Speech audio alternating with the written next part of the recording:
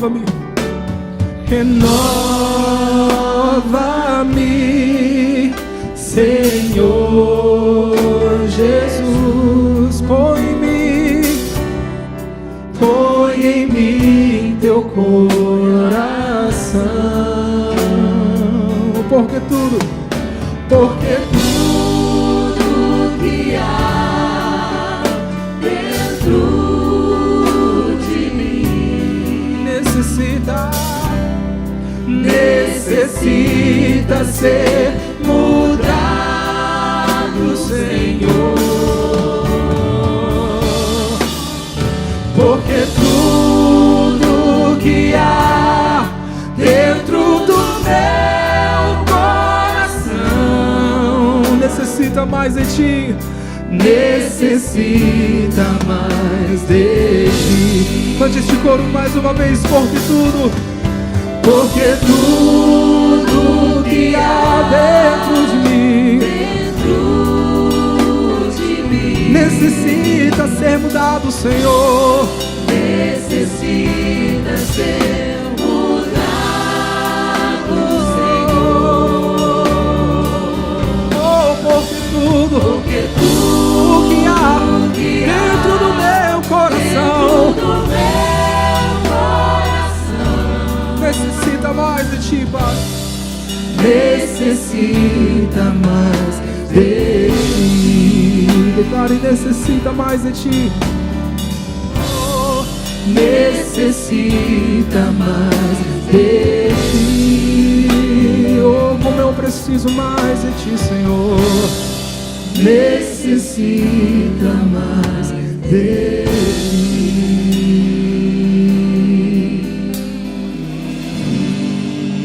Eu quero ser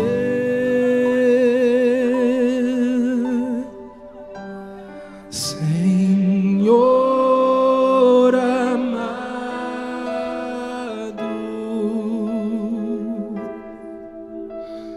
como um vaso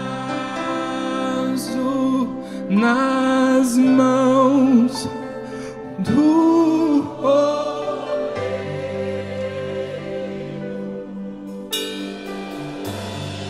quebra-me,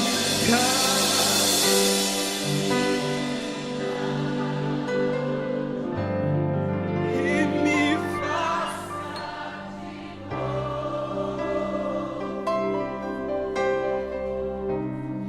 eu quero ser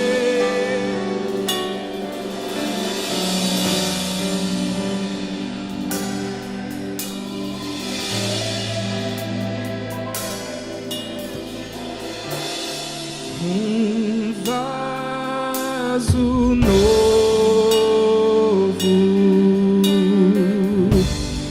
Eu quero ser Senhor amado, Senhor amado, como um vaso, Pai, como um vaso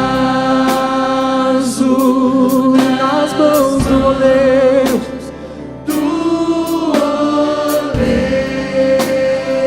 Quebra minha vida, Deus, quebra minha vida e me faça de novo. De novo. Oh, eu quero ser, eu quero ser, eu quero ser. Oh, eu quero, Deus, eu quero ser um vaso novo. Oh, um vaso novo, um vaso novo, um vaso novo.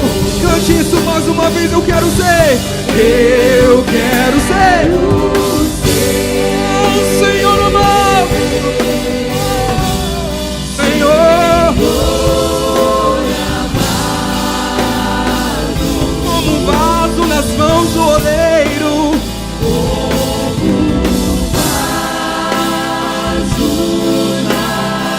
do oleiro,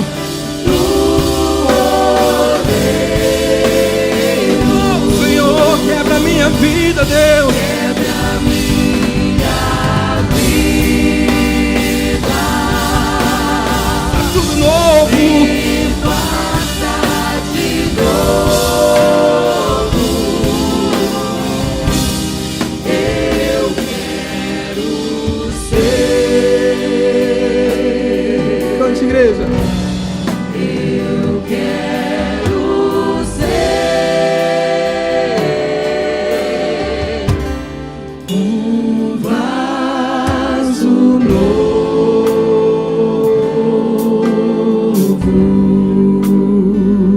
Aleluia. Renova-nos, Deus. Renova-nos, Espírito Santo, renova-nos. Vem encher-nos com a tua presença mais uma vez, ó Pai. Enche-nos, Senhor, a sua presença, ó Pai. Nós queremos ser renovados, Senhor. Nós queremos ser renovados, Deus.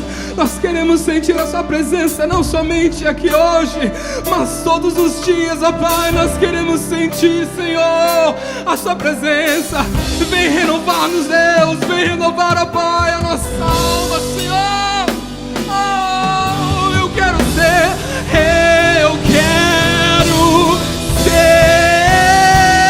um vaso novo.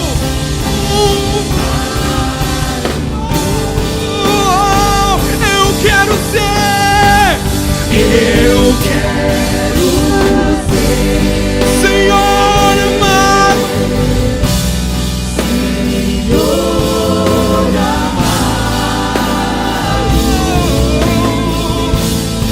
como um vaso.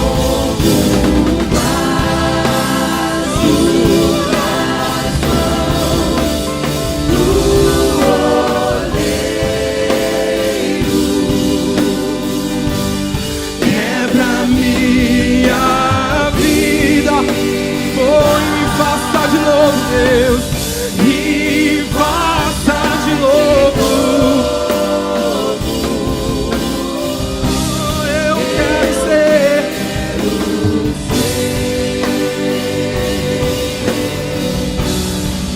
eu quero ser um vaso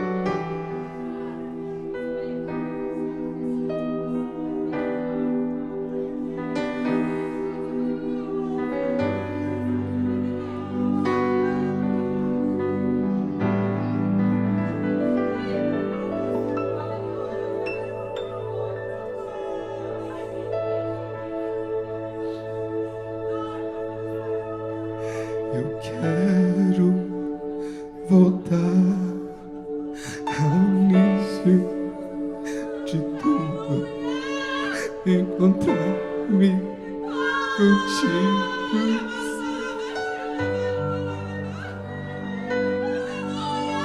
Eu quero rever meus conceitos e valores. Eu quero reconstruir.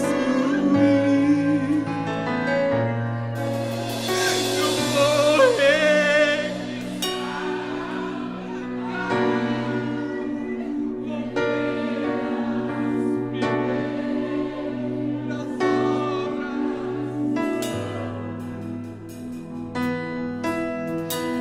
eu me arrependo, Senhor, me arrependo, Senhor, me arrependo, Senhor. Eu quero voltar ao primeiro amor, ao primeiro amor. Eu quero voltar a Deus. Eu quero voltar Ao primeiro amor,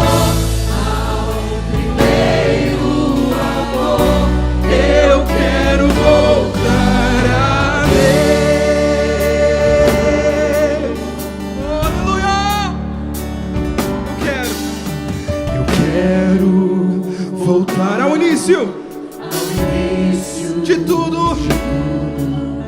Encontrar-me contigo, Senhor. Eu quero rever os meus conceitos. Quero rever meus conceitos e valores. Eu quero reconstruir. Cante, igreja, cante, cante, cante. Eu vou regressar. Vou regressar ao caminho. Vou ver. As primeiras obras, Senhor. Eu me arrependo, Deus.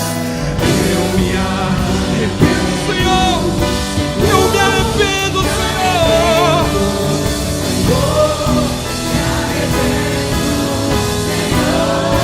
Eu quero voltar ao primeiro amor. o primeiro. Eu quero voltar a Deus. Eu quero voltar ao primeiro amor.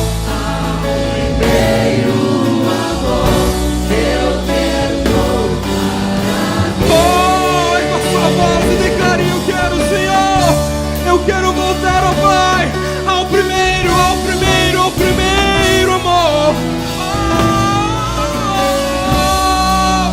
Aleluia.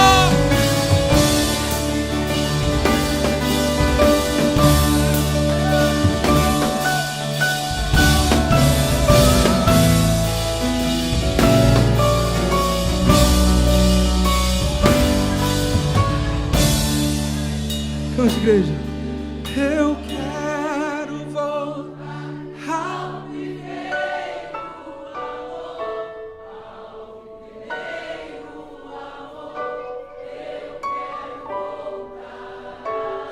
Cante, cante, eu quero. Eu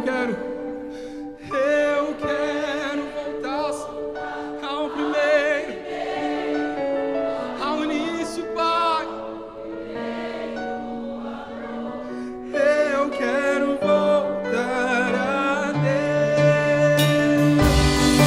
Eu quero voltar ao primeiro amor. Eu quero voltar a Deus.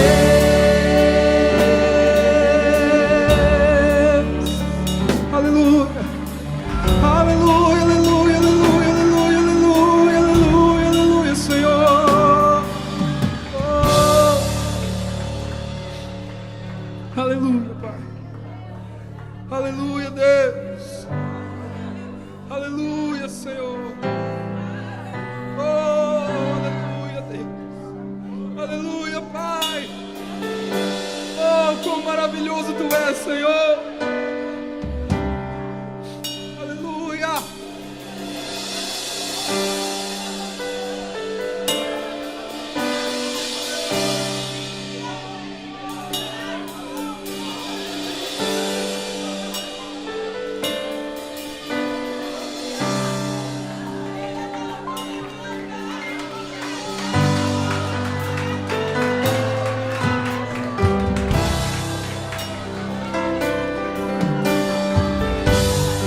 Somente adore, igreja.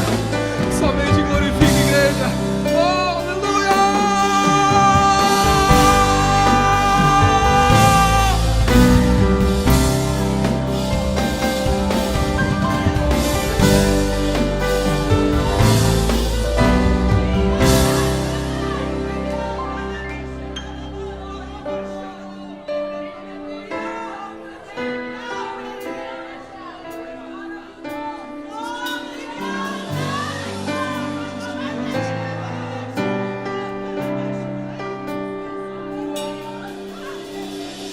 Jesus at the center of it all. Jesus at the center of it all. From beginning to the end, He will always be. It's always been you, Jesus.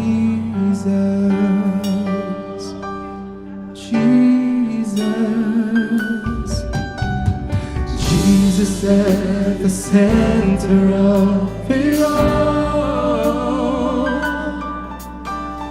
Jesus at the center of it all. From beginning to the end, it will always be, it's always been you, Jesus. Oh, Jesus, nothing else, nothing else matters, nothing in this world. Nothing in this world will do. Oh, Jesus, you're the center, Lord. Jesus, you're the center, and everything revolves around you. Jesus, you at the center of it all.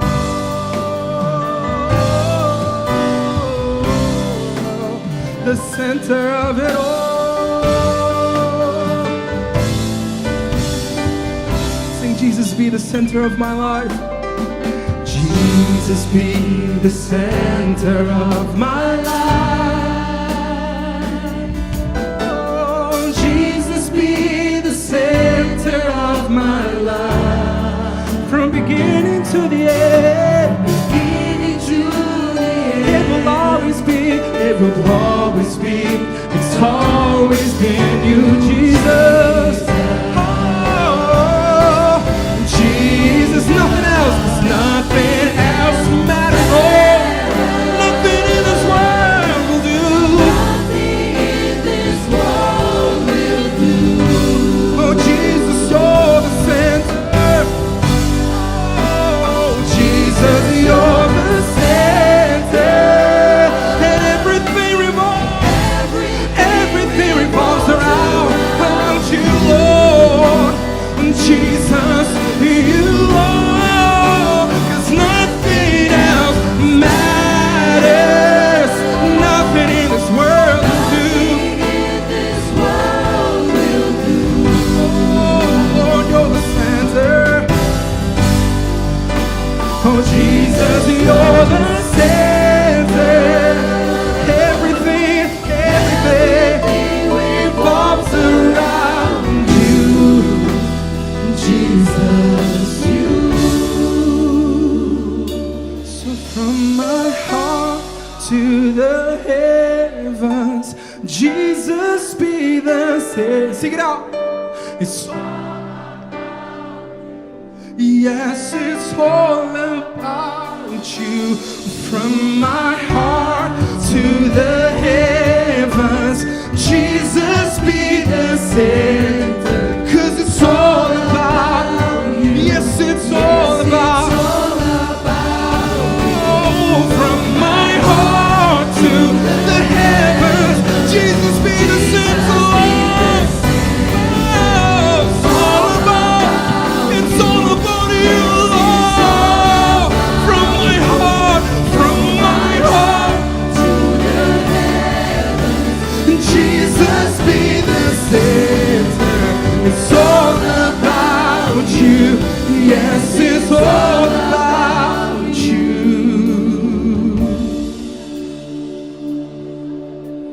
Jesus, be the center in our church. Jesus, be the center of your church. And every knee will bow, and every tongue shall confess you, Jesus. Jesus. Jesus. Come on, sing it out, Jesus. Jesus. Whoa, Jesus. Jesus. 'Cause nothing else matters more. Nothing in this world will do. nothing in this world will do. You're the center, Lord. Jesus, you're the center, and everything revolves around.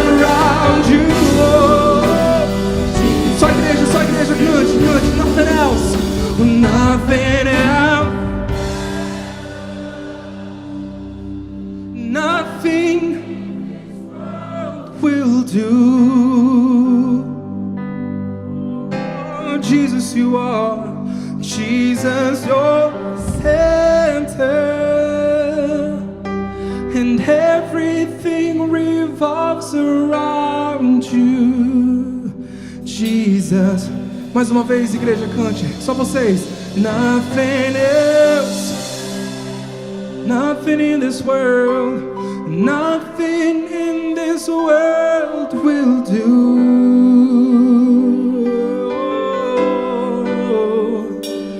Jesus, you're the center, and everything revolves around you. Jesus, you at the center of it all,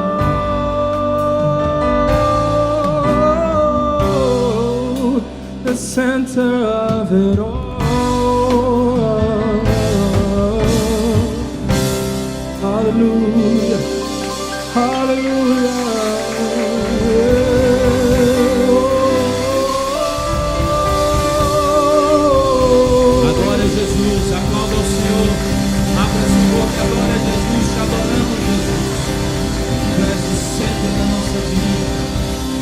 Queremos voltar ao primeiro amor do Senhor, centro da nossa vida. Te adoramos, Jesus, te louvamos. Obrigado, Senhor, obrigado, Espírito Santo de Deus. Obrigado pela tua presença, a tua graça, o teu amor, a tua misericórdia. Queremos rogar que o Senhor continue falando aos nossos corações, na ministração da tua palavra, com as crianças, os professores, as professoras. Pastor Marcos, que estará ministrando aqui, usa o teu servo, Pai, em nome de Jesus. Que a tua palavra nesta manhã possa, Senhor, nos confrontar, nos levantar, nos ajudar, nos transformar, em nome de Jesus, Senhor. E que haja cura, salvação, libertação, batismo com o Espírito Santo, em nome do Senhor Jesus, em nome de Jesus, em nome de Jesus. E se você concorda, diga amém, em nome de Jesus, aleluia. Pode se assentar. Pastor Marcos Nascimento vai estar pregando hoje. Eu pedi para ele estar ministrando. À noite vou estar pregando no culto dos jovens. E as crianças podem ir para o ministério. Lembrando que nesta classe aqui, onde o Paulão vai estar ali, na porta, 11 e 12 anos. 11 e 12 anos nesta classe, as demais classes nas outras salas. Querem receber o pastor Marcos com alegria? Diga amém. Graças e paz, queridos. Eu vou só lembrar o Elenai do meu retorno aqui. É muito bom estarmos juntos mais uma vez, ministrando com vocês e recebendo tanto de Deus como foi nessa manhã, né? A gente é tão enriquecido, tão abençoado com essa presença gostosa de Deus que nos chama à intimidade com Ele, à comunhão com Ele. Hoje nós vamos falar, dando sequência às 6 semanas, que cumpre o período de 40 dias de jejum e oração. Nós vamos falar sobre a mensagem de Jesus. Nós vamos abrir uma semana com temas tremendamente desafiadores para quem está lendo o livro, para quem está acompanhando diariamente as devocionais. Essa semana você vai ser confrontado, impactado, desafiado de uma maneira terrivelmente impressionante, pode ter certeza. Você vai aprender algumas coisas ou lembrar algumas coisas sobre o céu, sobre o lago de fogo, sobre o casamento, sobre o dinheiro e sobre várias outras áreas. São 7 temas chocantes. Pode preparar o coração. E eu quero hoje falar, abrindo essa semana, sobre a mensagem de Jesus, o que Jesus pregou e qual o impacto dessa mensagem nos dias que Ele ministrou e nos dias de hoje. Porque a mensagem de Jesus, ela não só teve impacto, ela ainda tem impacto. Ela ainda causa impacto nas nossas vidas, pelo menos precisa causar.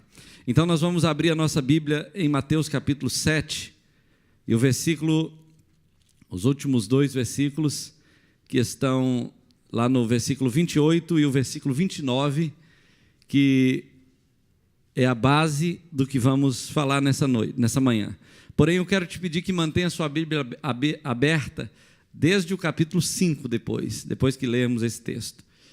Capítulo 7 de Mateus, versículo 28 e 29, que diz assim: Quando Jesus acabou de proferir estas palavras, estavam as multidões maravilhadas de sua doutrina, porque ele as ensinava como quem tem autoridade e não como os escribas e fariseus. Fale comigo essa palavra aqui, maravilhadas. Amém. Pai, nós te louvamos nessa manhã, nos submetemos à tua palavra, ao teu espírito, à tua voz, à tua sabedoria, à tua graça, e oramos, Deus querido, para que o Senhor possa nos guiar por meio dessa palavra naquilo que o Senhor deseja tratar em nossos corações. A começar de mim, Senhor, eu preciso ouvir tua voz, e ó Deus querido, só o Senhor sabe nos tocar de forma pessoal, direta e profunda, produzindo mudanças, transformações e tudo o que necessitamos. Por isso fale conosco, nós nos submetemos ao Senhor para ouvir a tua voz, no nome de Jesus, amém e amém. A Bíblia diz que quando Jesus terminou de ministrar essas palavras, e quando ele diz essas palavras, ele se refere a um dos primeiros sermões, ao primeiro sermão que ele ministrou, que foi este conhecido Sermão do Monte. Ele também ministrou outros 4 sermões que estão na sequência do livro de Mateus. E a Bíblia faz algumas menções a estes sermões. Mas este sermão foi um sermão impactante na vida daquela multidão, na vida dos discípulos. E a Bíblia diz que aqueles que escutaram a mensagem ficaram maravilhados. Tem outras palavras para definir esse termo e a gente vai acompanhar algumas coisas aqui. Qual é o valor de uma mensagem para nós quando nós a ouvimos? Numa cidadezinha pequena em Minas Gerais chamada Miraí, no ano de 2003, houve o rompimento de uma barragem de bauxita com trilhões de litros de lama infectada por aquela matéria-prima que se espalhou por dezenas e centenas de cidades até chegar no Rio de Janeiro, trazendo uma grande destruição ambiental. Só que não houve muita morte, não houve praticamente morte, porque quando ela rompeu, o vigilante que estava na barreira naquela madrugada entrou em contato com a cidade, avisou a polícia, e a polícia saiu buzinando pela cidade, despertando todas as pessoas, tocou um alarme, todos se movimentaram rapidamente e conseguiram evacuar aquela região onde a lama ia passar. Ninguém morreu. Foi um livramento tremendo, porque a mensagem chegou a tempo. Ela era incômoda, porque todos tiveram que sair de madrugada de casa, num dia de chuva, e tiveram que ir para a rua, porque não tinham para onde ir, tantas pessoas. Mas a grande questão é que a mensagem produziu salvação, livramento, mudou a vida daquelas pessoas, porque a lama, em alguns lugares, passou por cima de algumas casas. Muita gente teria morrido se não tivesse sido avisado. É interessante que, quando as Torres Gêmeas caíram aqui em Nova York, o David Wilkerson estava ministrando lá no Chile, antes de morrer, e ele disse que naquelas semanas seguintes, após a queda das Torres Gêmeas, as igrejas ficaram lotadas de americanos, de todos os tipos de pessoas, porque elas ficaram assustadas com aquela situação. O país nunca tinha sido atingido daquela forma, e as pessoas queriam saber o que Deus tinha a dizer para elas. Elas queriam ouvir a voz de Deus a respeito do futuro. Elas queriam saber o que Deus poderia falar para elas a respeito dos dias seguintes. Passados 6 meses, uma notícia no New York Times dizia que as igrejas estavam vazias outra vez. E aquele jornal foi investigar por que as pessoas estavam abandonando as igrejas. E elas disseram que elas foram à igreja para ouvir o que Deus tinha a dizer para elas, mas elas não conseguiram saber. Elas perceberam que os próprios pastores que estavam ministrando não sabiam o que Deus queria para a nação. Isso é muito terrível.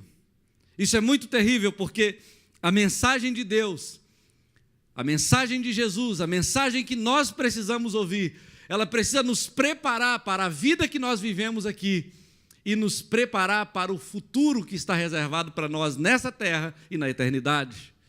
E se as pessoas vêm à casa de Deus, e eu falo isso pensando em mim também, quando eu preparo a palavra, e elas não podem ouvir qual é a mensagem de Deus para esta geração, elas perdem completamente o rumo das suas vidas. E nós estamos vivendo um tempo onde as pessoas não estão sabendo qual é a mensagem de Deus para esta geração. Eu sei que em muitos lugares a palavra tem sido pregada. Eu louvo a Deus pela vida do pastor Salmão, que ele tem compromisso com a palavra. Ele tem, graças a Deus, nesses anos nesse período todo que eu estou aqui, eu não ouvi nenhuma besteira da boca do pastor Salmão. Graças a Deus, ele é um homem comprometido com a palavra e com a teologia. Mas, queridos, sinceramente, está nojento escutar certas pregações por aí ao redor do mundo. Está horrível, está terrível, está fazendo mal. Tem palavras que estão adoecendo as pessoas. E nós vamos ouvir algumas coisas sobre o que Jesus falou, que não é o que nós gostaríamos de ouvir.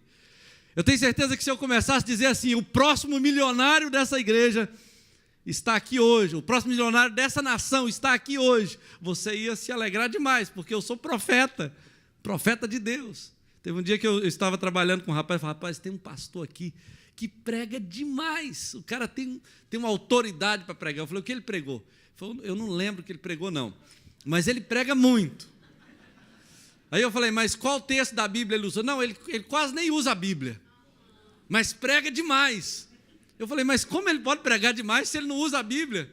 Ele falou, não, Deus fala tudo com ele nem precisa preparar, Deus fala com ele. Eu falei, não quero nem conhecer esse pregador.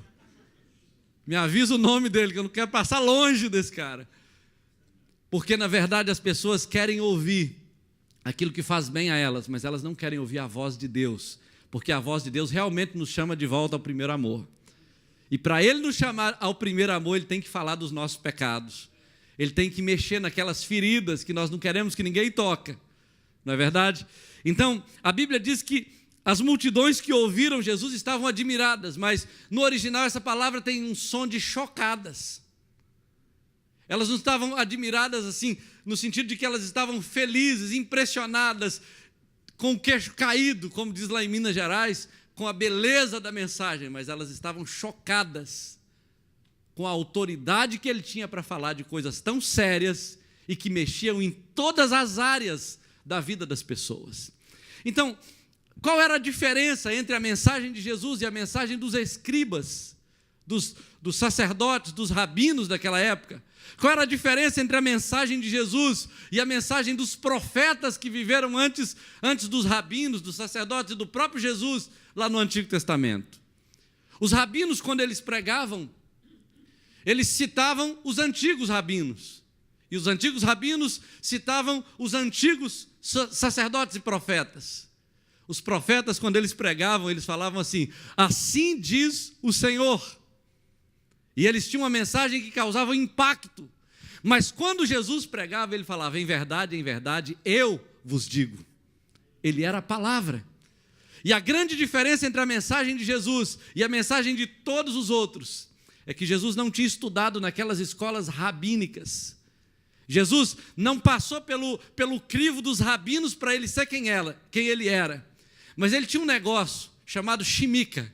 Estava ouvindo um dia desse um pastor ministrando. A shimika era uma qualidade espiritual que os rabinos tinham, que determinava se eles eram aceitos ou não quando eles eram chamados para ser rabinos. Depois de 15 anos caminhando ao lado de um rabino, sendo discipulado por um rabino, depois de toda a preparação de uma vida inteira, os rabinos testavam a shimika de todos os aprendizes, dos alunos.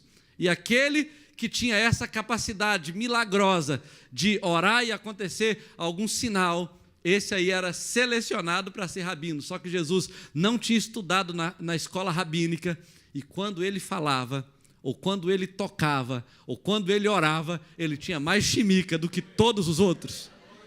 E eles queriam saber de onde vem essa autoridade, de onde vem essa sabedoria. E isso chocava as pessoas. Então Jesus ele tinha uma mensagem poderosa. E eu quero hoje, necessariamente, não trazer uma pregação normal comum. Eu quero mostrar como era a pregação de Jesus. Para nós darmos uma olhada panorâmica, para depois você ler o texto bíblico e, com essa perspectiva, entender mais profundamente o que ele queria dizer para nós quando ele pregou o Sermão do Monte. Então, a mensagem de Jesus é primeiramente uma mensagem contracultural. A palavra contracultura, esse substantivo feminino, na verdade, denota a ideia de uma pessoa que não está satisfeita com a maneira como aquela cultura na qual ela está inserida vive. E ela entra num sistema de andar na contramão daquela cultura para mostrar um outro ponto de vista que aquela cultura não conhece. Por exemplo, quando Jesus começou a falar, ele começou a falar dos bem-aventurados, as bem-aventuranças lá no capítulo 5 de Mateus, a partir do versículo 1. E ele começa a quebrar todo o paradigma romano e judaico daqueles dias. Ele falou assim: bem-aventurados os humildes. E a palavra humilde, a gente tem dito que humildade não é pobreza, né? Eu mesmo já falei isso pregando. Mas qual o maior exemplo de humildade que nós temos na Bíblia? Jesus, sendo Deus, não tomou como usurpação a ser igual a Deus. Sendo rico, se fez pobre. Sendo Senhor, se fez servo. Não é verdade? Esse é o melhor exemplo que nós temos de humildade. Então, necessariamente, não é uma pessoa não ter dinheiro, mas é uma pessoa que, se tiver dinheiro, ela ainda assim, ela vive, como Paulo disse, como se não tivesse nada. Ela vive como pobre, no sentido de que o dinheiro não é mais importante do que as pessoas, o dinheiro não é mais importante do que a família, o dinheiro não é mais importante do que o relacionamento dela com Deus. Jesus começou dizendo assim: bem-aventurados os humildes, porque eles serão exaltados. Não dá tempo de falar, só esse aqui daria um sermão, esse negócio das bem-aventuranças. Mas ele começa a falar assim: bem-aventurados os que choram. Pensa bem, numa cultura de 2000 anos atrás, onde a bravura dos soldados romanos era exaltada. Então, homem que é homem não chora. E aí Jesus fala assim: não, bem-aventurados os que choram, porque eles serão consolados. Enquanto a cultura romana valorizava a força, Jesus valorizava a fraqueza. Ele falava: bem-aventurados os que choram. Eu fico pensando, onde está lágrimas nos nossos rostos? Pessoas que conseguem passar horas na presença de Deus, orando, sem derramar uma gota de lágrima. Na verdade, quase ninguém mais passa horas na presença de Deus. Mas quando acontecem esses momentos assim de quebrantamento, gente, isso é bom demais. Chorar é bom demais, não é verdade? Fala a verdade. Chorar é muito bom quando você está chorando na presença de Deus, quando você está sendo tocado por Deus e perde o controle das suas emoções e deixa Deus fluir, e aí você chora, você baba, sai meleca pelo seu nariz, e você mistura lágrima com meleca. Isso é quebrantamento profundo, nível de meleca. Precisamos chegar nesse nível. É nojento, sem dúvida. Pessoal, e me cai o braço, mano. É nojento, mas quando Deus se move dessa maneira é bom. E Jesus está falando: bem-aventurados os que choram. Nós precisamos lembrar disso. São bem-aventurados, são felizes os que choram. E precisamos voltar a isso. Depois ele fala assim: bem-aventurados os mansos. É engraçado que mansidão naquele tempo também era muito complicado, porque como você vai ser manso num mundo de hostilidades? Você tem que ser agressivo. Nos nossos dias nós temos aprendido que liderança agressiva, temos que ser agressivos no mercado de trabalho, temos que ser agressivos na vida para conseguirmos alguma coisa, e aí Deus está falando que você tem que ser manso. Mansidão não significa ausência de força, mas significa canalização de força. É como um cavalo muito bravo e violento que foi domado, continua forte, mas agora ele se comporta de maneira diferente, controlada, comedida, ele anda bonito, porque ele tem as suas forças canalizadas e dominadas para cumprir um propósito. Então Jesus diz: bem-aventurados os que choram, bem-aventurados os mansos, bem-aventurados os que têm fome, não os fartos. Fome e sede de justiça, porque serão fartos. E aí ele vai mostrando: bem-aventurados os misericordiosos, bem-aventurados os limpos de coração, bem-aventurados os pacificadores e os perseguidos por causa da justiça. Essa primeira parte da mensagem de Jesus era completamente contrária ao pensamento daqueles dias. Então a mensagem já abriu confrontando aquele povo. Todo mundo estava buscando um padrão de vida e Jesus falou assim: olha, o caminho não é esse, a direção não é essa. Estamos indo no caminho errado. Olha, a igreja de hoje, ela está indo por um caminho de arrogância, de orgulho, de vaidade. a igreja de forma geral, no mundo todo, as pessoas estão se apaixonando pelo mundo, e a Bíblia diz em Tiago que a amizade do mundo é inimiga de Deus. Nós não podemos esquecer isso. Mas como precisamos terminar a mensagem, a segunda coisa que nós vemos na mensagem de Jesus é que era uma mensagem focal. No capítulo 5, versículo 13, Jesus diz assim: vós sois o sal da terra e a luz do mundo. Resumindo essa ideia, ele está dizendo o seguinte: olha, existe uma razão para você existir como igreja na terra. Você é sal da terra e luz do mundo. Ou seja, o mundo depende de você.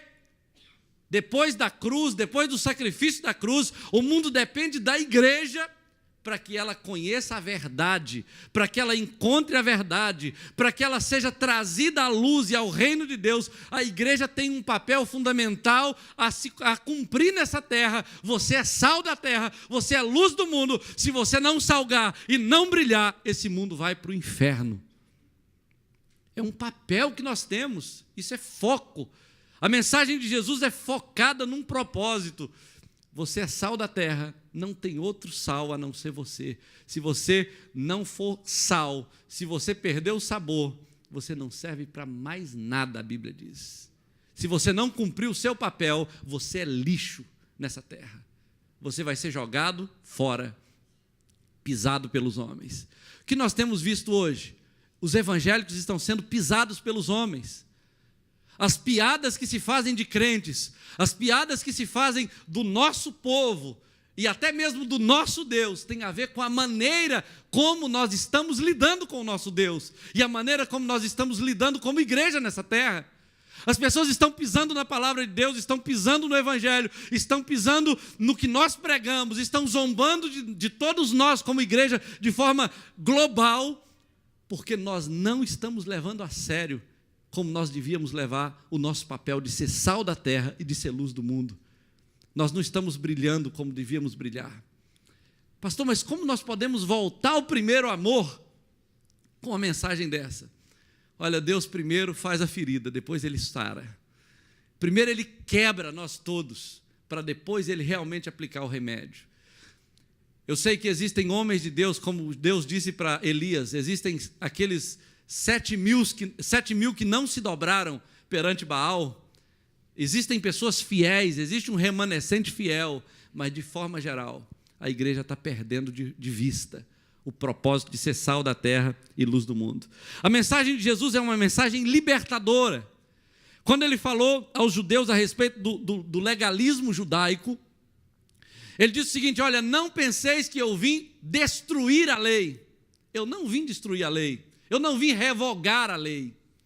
E ele até menciona algo curioso. Ele fala que aquele que cumprir todos os mandamentos e os ensinar será grande no reino de Deus. E aquele que os omitir, aqueles que o negar, será considerado mínimo no reino dos céus. Nós precisamos entender isso aqui com clareza. Porque muitas pessoas pensam que esse texto diz que nós temos que seguir as leis. Outros dizem que nós não temos que seguir as leis. E aí, um dia eu estava escutando um pastor falando que nós temos que voltar a obedecer todos os mandamentos da Bíblia, porque tem promessa nos mandamentos que nós não estamos recebendo, porque nós nos rebelamos contra o legalismo.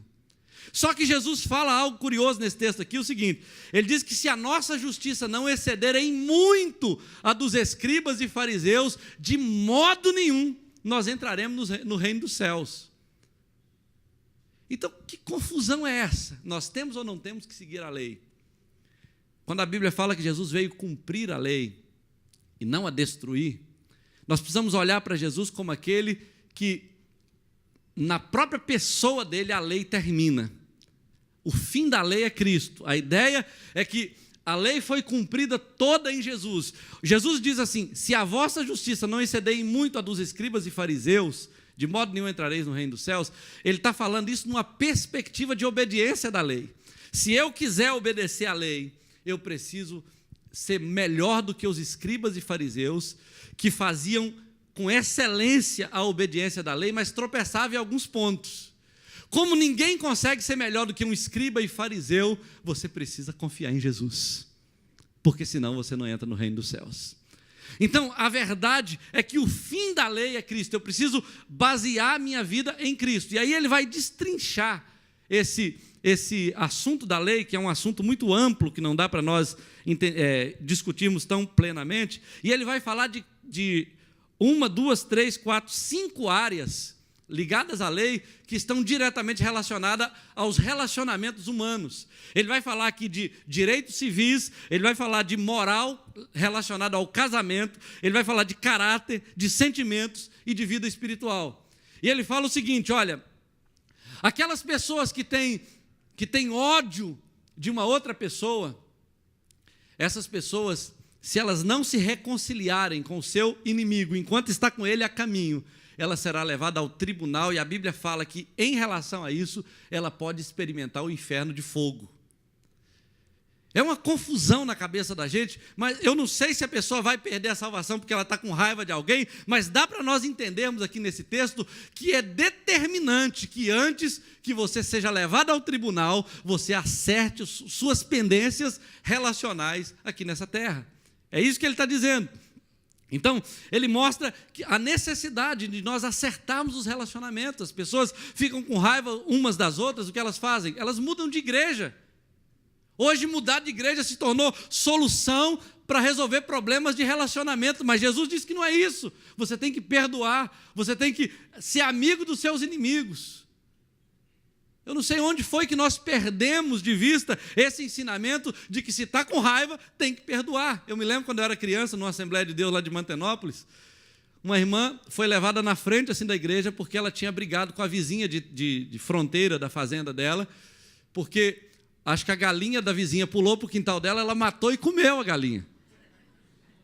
E aí a irmã, que era também da mesma igreja, levou o caso para a igreja. E a igreja se reuniu e decidiu se a irmã tinha que pagar ou não a galinha. E a irmã tinha que pagar a galinha, mas ainda tinha que perdoar a irmã. Você entende? Então a irmã sentou lá na frente e falou assim: eu não perdoo. Uma irmãzinha muito dura de coração: eu não perdoo e não pago. E aquele negócio se estendeu naqueles cultos de membro de antigamente, né? Se estendeu. E aí uma profeta se levantou. Aí quando a profeta se levantou e falou que ela tinha que perdoar e que ela tinha que pagar, ela pagou e perdoou.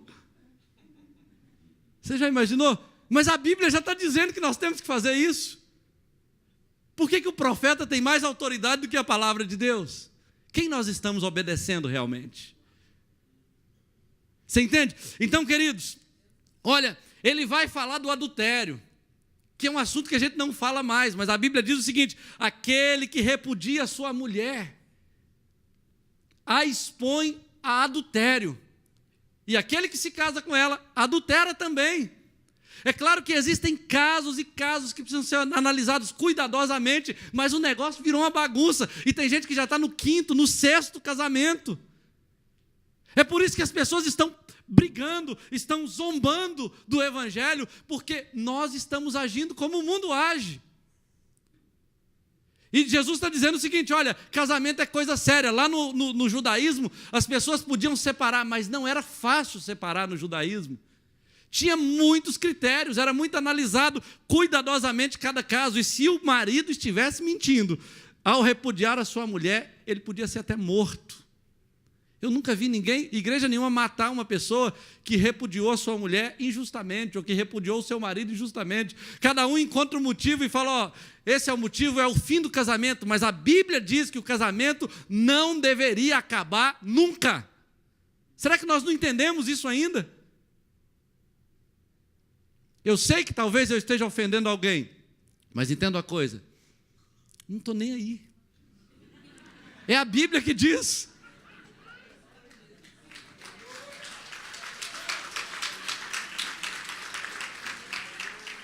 É a palavra que ensina, não é verdade? Agora, a Bíblia também fala sobre juramentos. Juramentos. A Bíblia fala que a palavra do crente tem que ser sim, sim, não, não. O que passar disso é do maligno. Se a gente for levar isso a sério aqui, meu Deus, a pessoa fala que vai e não vai, fala que é e não é, fala que aconteceu e não aconteceu, fala que vai fazer e não fez, foi coisa nenhuma. Então, a Bíblia está dizendo o seguinte: olha, a gente tem que tomar cuidado com os nossos juramentos.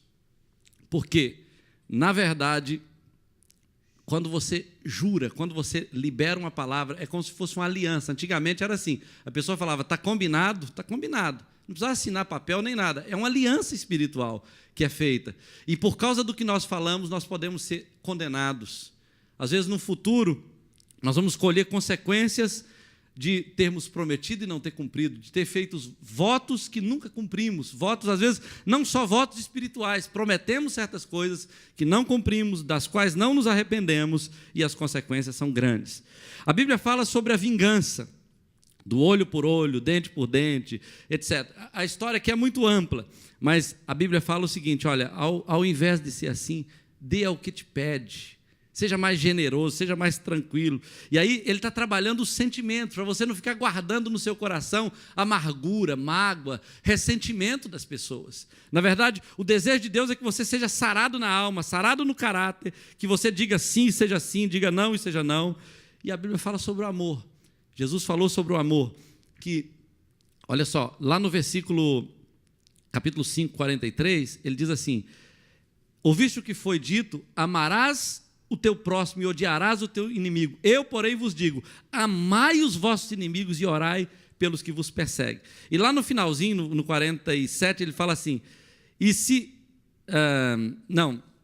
46, porque se amardes os que vos amam, que recompensa tendes? Não fazem os publicanos também o mesmo? Então, o desejo de Deus é que nós amemos até os inimigos, se for necessário. Então, isso aqui tem a ver com o nosso nível espiritual. O amor é uma das maneiras de nós testarmos a nossa maturidade espiritual. Se eu estou disposto a amar até os meus inimigos, então eu sou crente mesmo. Esse é um dos caminhos. Agora, em quinto lugar, a mensagem de Jesus era uma mensagem doutrinária. Eu já estou caminhando para o final. Parece que tudo isso aqui era doutrina, mas não. Isso aqui é uma interpretação da lei que Jesus trouxe na sua mensagem. Agora, era uma mensagem doutrinária. Por exemplo, ele disse assim, você tem que tomar cuidado quando você exerce expressa a sua piedade publicamente diante das pessoas. Quando você dá esmola. Tinha pessoas que, quando ia dar esmola lá no judaísmo, o que eles faziam? Eles contratavam um trompetista e o cara ia... Aí o cara pegava o saco do dinheiro dele e ia levando. E o cara ia tocando a trombeta, mostrando para as pessoas como ele era próspero, como ele era generoso. Jesus falou assim, olha, isso é ridículo. Isso não é culto. Isso é horrível. A oração, ele fala no capítulo 6, versículo 5, que a oração, tem muitas pessoas que gostam de orar em praça pública, gritando, mostrando o quanto são espirituais. E isso não é uma condenação da oração pública, mas o que ele está dizendo é o seguinte, o que conta quando você está orando publicamente é o seu nível de oração secreta. Quando você entra na sua casa, fecha o seu quarto, dobra o seu joelho e fala com Deus. Porque quem não tem intimidade com Deus no secreto, não terá resultado no público. Essa é a questão. Não tem um... Aleluia. Quando vai aplaudir, Jesus tem que aplaudir direito. Aplauda de novo o Senhor com muita alegria. Aleluia. Olha só. Depois ele fala sobre o jejum. E nós estamos fazendo jejum. Quando jejuares, ele fala assim, olha, toma cuidado para não ficar parecendo que você está morrendo. Para tentar passar uma espiritualidade que não tem nada a ver com espiritualidade. Então ele falou, ó, limpa seu rosto, passa um perfume, escova os dentes, coloca alguma coisa para espantar os demônios do mau hálito, né? Tem hora que não tem jeito, quando ele está jejuando. Mas tenta deixar transparecer que você não está jejuando. Não é pecado dizer que você está jejuando. Mas tem gente que faz isso como uma propaganda. Olha, nós estamos no jejum e estou sofrendo aqui nesse jejum. Como se o jejum fosse, esse jejum, essa propaganda do jejum fosse mudar alguma coisa. Na verdade, o seu jejum é uma entrega pessoal, individual, entre você e Deus. E ele fala, mantenha isso assim.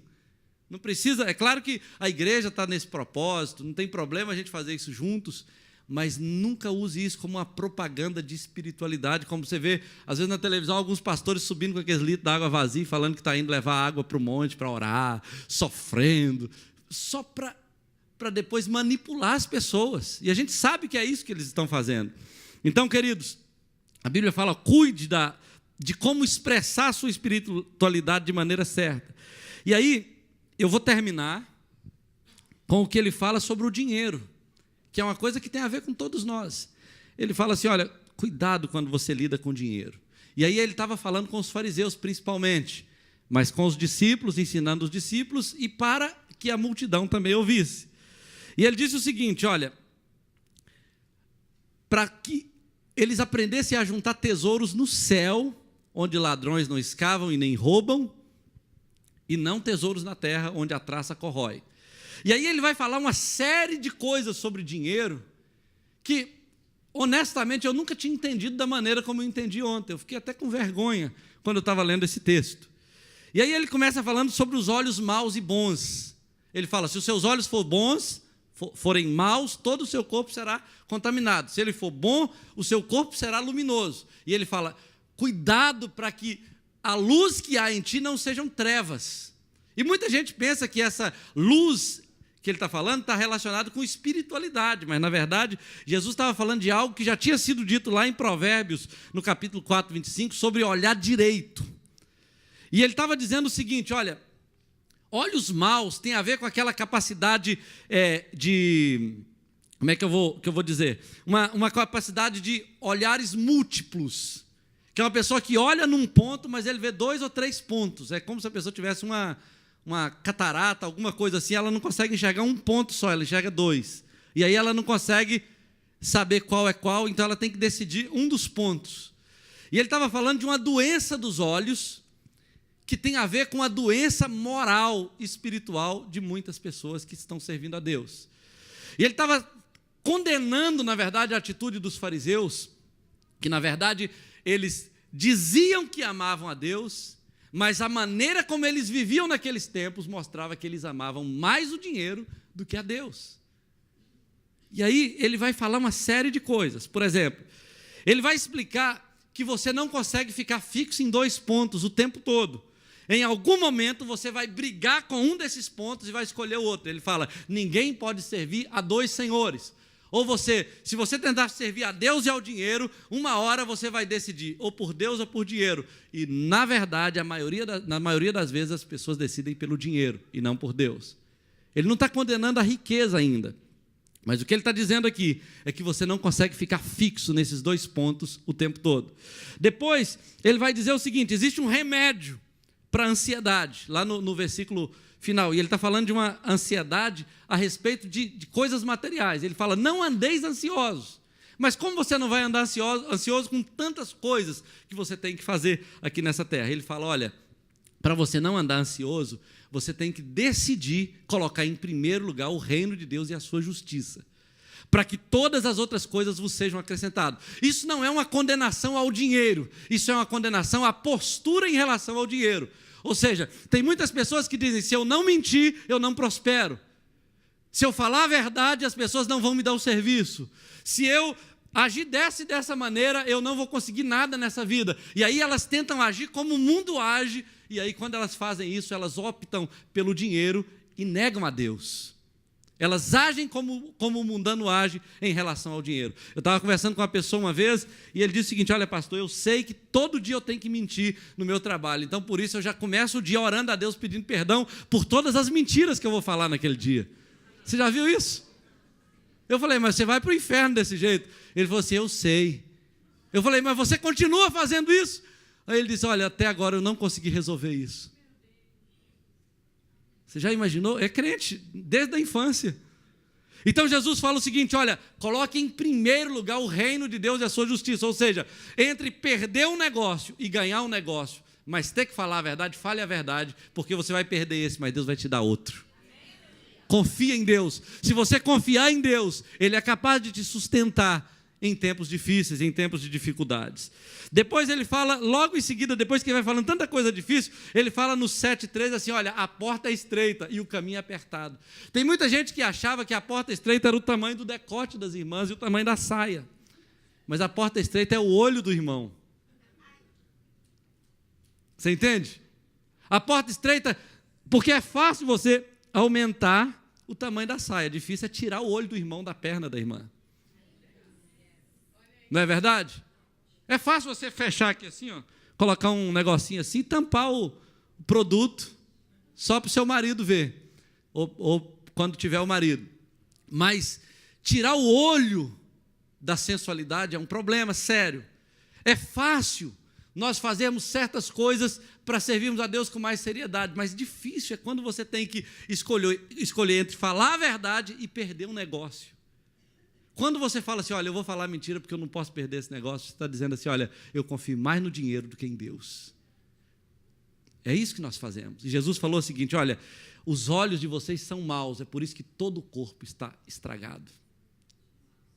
E aí, queridos, ele fala o seguinte, a porta é estreita. E sabe o que ele está falando? Logo em seguida, no capítulo 7, versículo 1, ele fala assim, não julgueis para que não sejais julgados. E eu sempre olhei para esse texto pensando assim, eu não posso julgar nenhum irmão aqui, mas ele está dizendo outra coisa completamente diferente. Ele está dizendo o seguinte, olha, nós não temos o direito de julgar o mundo pela sua avareza e pelo seu materialismo, enquanto nós formos avarentos e materialistas.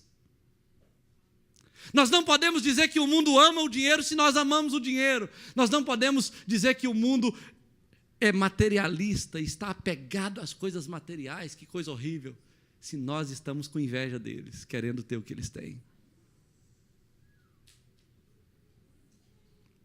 Você entende?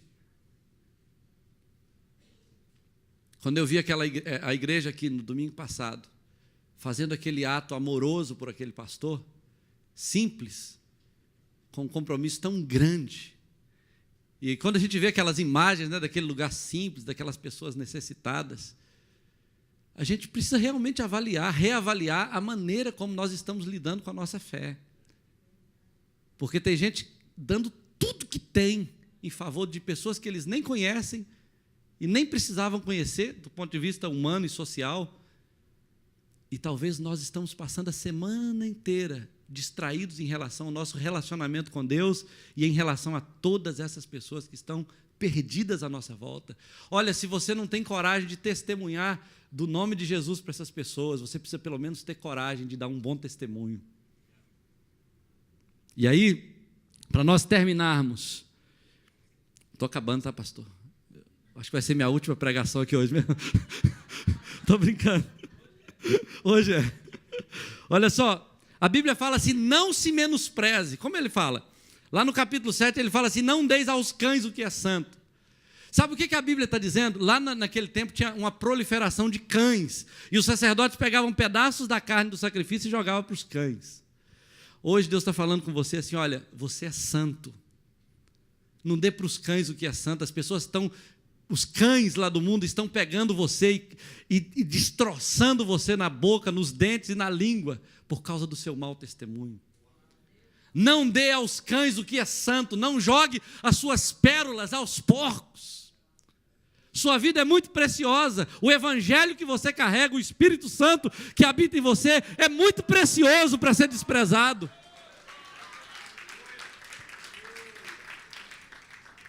E aí, terminando, ele fala assim, busque a Deus.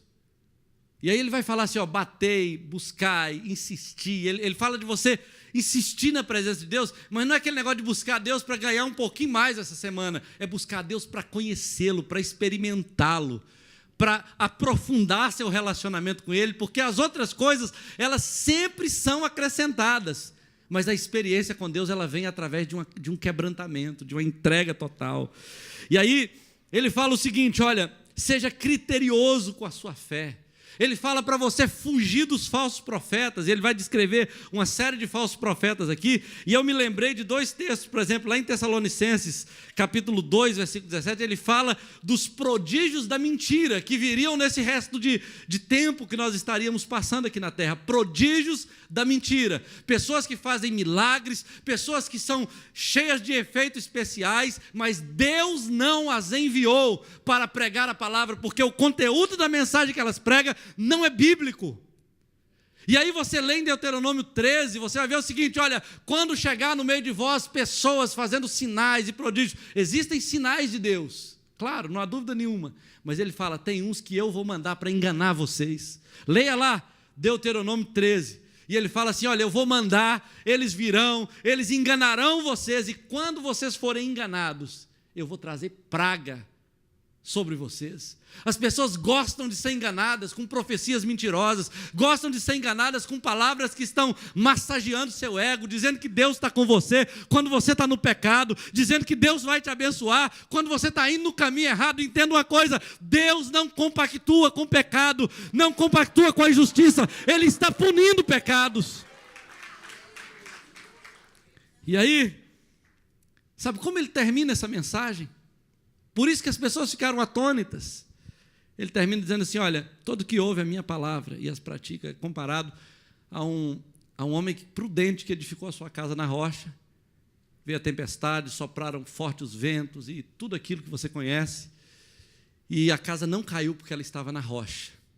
E o insensato é aquele que ouviu, mas não praticou, a tempestade veio e levou a sua casa. Olha, a essência dessa mensagem é a obediência. Obediência a Jesus, a palavra dele. E eu me lembrei de uma história de um marinheiro, um oficial da Marinha inglesa, da Marinha Real inglesa. Ele estava sendo punido porque ele quebrou uma regra na Marinha, e aquilo repercutiu na nação, e as pessoas começaram a comprar a briga dele. E começaram a dizer o seguinte: olha, isso é injustiça que a Marinha está fazendo com ele. E um jornal publicou essa matéria e abriu para que as pessoas dessem as suas opiniões. Então, um antigo marinheiro que já estava fora do serviço, ele disse: eu servi na Marinha a minha vida toda e teve uma situação que eu estava rebocando com uma lancha menor, um navio muito grande, puxado por cabos de aço. E lá no navio estava todo um batalhão. E aí, de repente, o comandante deu uma voz de comando dizendo: todos ao chão! E aí todos os soldados deitaram com a barriga e o rosto no chão, na mesma hora, debaixo daquela ordem. E aí aquele cabo de aço partiu e passou assim como uma serpente, serpenteando sobre eles, mas ninguém se feriu, porque todos ouviram a voz e obedeceram. Então ele disse o seguinte: o comando está no direito de exercer a sua autoridade para punir esse marinheiro, porque nós somos treinados para a obediência incondicional, incircuncial, e precisamos ser disciplinados na obediência. Quando nós não obedecemos, tem consequências. Então Jesus está dizendo o seguinte: aquele que ouve a minha palavra e não as pratica, terá a sua casa destruída no final da história. Ele fala: a tempestade virá sobre todos. Todos nós teremos que enfrentar no final da nossa história o juízo. E esse juízo vem por meio de falsos profetas, vem por meio de pecados, vem por meio de tentações, vem por meio de uma mentalidade que está sendo mudada na nossa geração. E aí, dependendo de onde nós estamos firmando a nossa casa, nós vamos resistir ou não à tempestade, e ela já está chegando. Então, queridos, maior do que a Maria, maior do que a Irma, maior do que o José, maior do que os terremotos que estão acontecendo aí, é a tempestade que está ameaçando a fé de cada um de nós. E nós precisamos estar preparados para essa tempestade, porque a nossa casa não pode cair. Nós precisamos ficar firmes até o último dia, quando o Espírito Santo chamar o nosso nome. Nós vamos orar ao Senhor nessa manhã. Fique de pé. Eu peço perdão pelos minutos que eu atrasei, pastor. E eu quero te desafiar, como hoje já foi feito.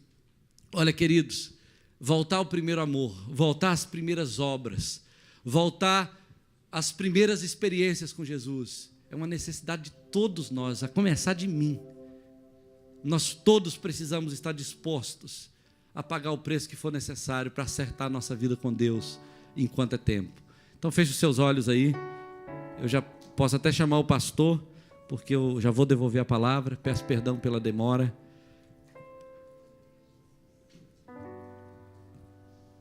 A Bíblia diz que as multidões estavam atônitas, maravilhadas com a doutrina de Jesus.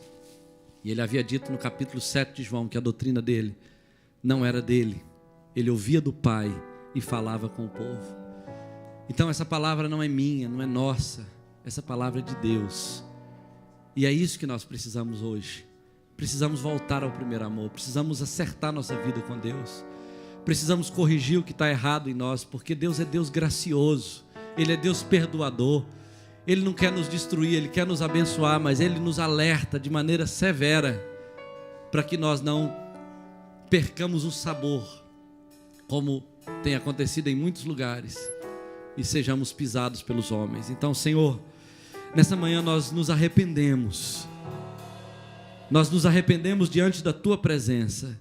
E sabemos, ó Deus querido, que o propósito do Senhor ainda pode ser cumprido por esta igreja, por cada um de nós, se estivermos dispostos a acertar nosso coração. Perdoa, Senhor, as nossas impurezas de mente, de coração, de olhos. Perdoa, Senhor querido, as motivações erradas do nosso coração. Perdoa-nos, Senhor querido, pela nossa avareza, talvez pelo amor que temos pelo dinheiro e pelo desejo que temos de conquistar o que o mundo está conquistando, e o mesmo que está destruindo o mundo tem nos destruído. Ó Deus, nós oramos nesse dia, Senhor, para que numa geração ímpia e perversa, que o Senhor levante uma geração de crentes que Te amam, que são apaixonados pelo Senhor, e que são como aqueles que estão lá em Apocalipse, ó Deus, aqueles que seguem o Cordeiro por onde quer que Ele vá. Ó Deus, pessoas que não negociam a sua fé, pessoas, ó Deus querido, que estão vivas, ó Deus, para anunciar um Deus vivo, ó Deus querido, que estão aguardando a vinda do Senhor. Ó Deus, quer o Senhor venha no inverno, quer o Senhor venha de noite, quer o Senhor venha em tempos de chuva, ó Deus, em tempos difíceis, estão prontos para dizer sim ao chamado do Senhor, porque sabem, ó Deus querido, que não tem nada nesse mundo, ó Deus, que presta depois que o Senhor nos levar daqui. Então, Deus querido, nessa manhã nós nos lançamos diante do Senhor e oramos para que quando começar essa semana, Pai amado, amanhã na segunda-feira, à medida que lermos aquelas devocionais, que o Senhor acerte no nosso coração o alvo que o Senhor tem para cada um desses dias, para que no próximo domingo, Senhor, estejamos completamente transformados pelo impacto da Tua palavra, para ouvirmos o que o Senhor mais tiver a dizer no próximo domingo. Nós oramos a Ti, Pai, no nome de Jesus. Amém e amém. Pastor, Deus te abençoe, meu irmão, minha irmã. Obrigado, pastor. Amém. Glória a Deus. Quantos foram abençoados? Diga amém. Amém. Vire para alguém aí e diga: vamos voltar ao primeiro amor. Em nome de Jesus. Glória a Deus. Ainda em pé, pastor Edson e jovem Leide, nessa mesma ambiente. Nós vamos orar pelo pastor Edson e a irmã Leide. Eles completaram 30 anos de casamento. Dá uma salva de palmas para eles, né? Glória a Deus. Foi no dia 17, exatamente, dia 17. E nós vamos estar orando por eles. Bodas de pérola, não é isso? E abençoando em nome do Senhor Jesus, amém? Deus abençoe a cada um. 7 horas tem o culto dos jovens, vamos estar aí. E que Deus possa nos dar uma semana abençoada em nome de Jesus. Estenda as mãos para cá. Pai, graças te damos, Senhor, queremos rogar a Tua bênção mais uma vez para o pastor Edson, Senhor, a Leide, em nome de Jesus. São 30 anos, ó Deus, de casamento que o Senhor tem abençoado, guardado, Senhor, protegido. Graças te damos por isso, Senhor, que o Senhor possa continuar guardando, abençoando, fortalecendo, dando vida, saúde, ó Deus, em nome de Jesus, e abençoando, ó Deus, como casal, como família, o Edinho também, Senhor, e a Gabriela, em nome de Jesus, a Tua bênção sobre esta casa, sobre esta família, no nome do Senhor Jesus nós oramos e agradecemos. Graças te damos, Senhor, por esta manhã, pelo culto, pela Tua palavra, que nós possamos, Senhor, ouvir e praticar a Tua palavra, para sermos casas edificadas sobre a rocha, em nome de Jesus, Senhor, nós te adoramos, graças te damos, dá-nos uma semana abençoada na Tua presença, no nome do Senhor Jesus. Oramos e agradecemos, e que a graça do Senhor Jesus, o amor de Deus e a comunhão do Espírito Santo seja sobre cada um de nós. E cada um diz: amém.